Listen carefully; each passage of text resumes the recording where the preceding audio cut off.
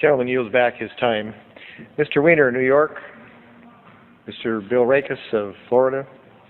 Ms. Norton, District of Columbia. Mrs. Morella, Maryland. Mr. Lipinski, Illinois. Mr. Paul of Texas is recognized for 5 minutes. Thank you, Mr. Speaker. Mr. Speaker, our government intervention in the economy, the private affairs of citizens, and the internal affairs of foreign countries leads to uncertainty and many unintended consequences. Here are some of the consequences about which we should be concerned. I predict U.S. taxpayers will pay to rebuild Palestine, both the West Bank and the Gaza, as well as Afghanistan. U.S. taxpayers paid to bomb these areas, so we will be expected to rebuild them. Peace of sorts will come to the Middle East, but will be short-lived. There will be big promises of more U.S. money and weapons flowing to Israel and to Arab countries allied with the United States. U.S. troops and others will be used to monitor the peace. In time, an oil boycott will be imposed with oil prices soaring to historic highs. Current Israeli-United States policies will solidify Arab Muslim nations in their effort to avenge the humiliation of the Palestinians. This will include those Muslim nations that in the past have fought against each other. Some of our moderate Arab allies will be overthrown by Islamic fundamentalists.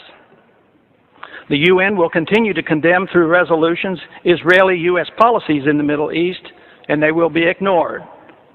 Some European countries will clandestinely support the Muslim countries and their anti-Israel pursuits. China, ironically assisted by American aid, much more openly will sell the militant Muslims the weapons they want and will align herself with the Arab nations.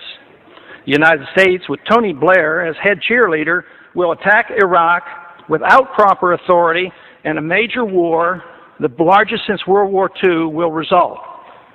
Major moves will be made by China, India, Russia, and Pakistan in Central Asia to take advantage of the chaos for the purpose of grabbing land, resources, and strategic advantages sought after for years.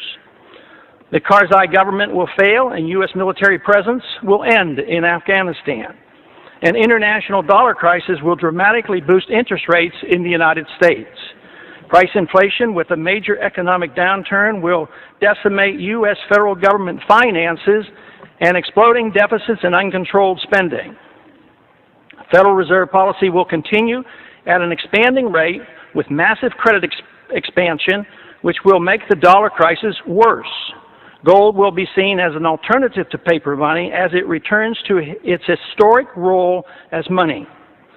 Erosion of civil liberties here at home will continue as our government responds to political fear in dealing with the terrorist threat by making generous use of the powers obtained with the Patriot Act. The draft will be reinstated, causing domestic turmoil and resentment. Many American military personnel and civilians will be killed in the coming conflict. The leaders of whichever side loses the war will be hauled into and tried before the International Criminal Court for war crimes. The United States will lose the war, but neither will we win. Our military and political leaders will not be tried by the International Criminal Court.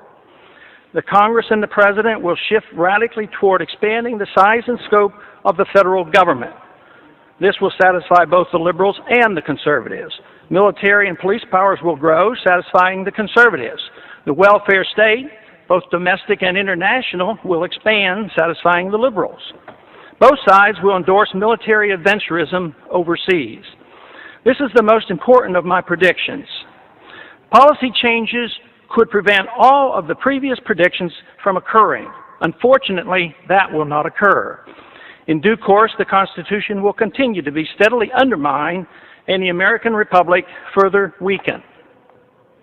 During the next decade, the American people will become poorer and less free, while they become more dependent on the government for economic security. The war will prove to be divisive, with emotions and hatred growing between the various factions and special interests that drive our policies in the Middle East.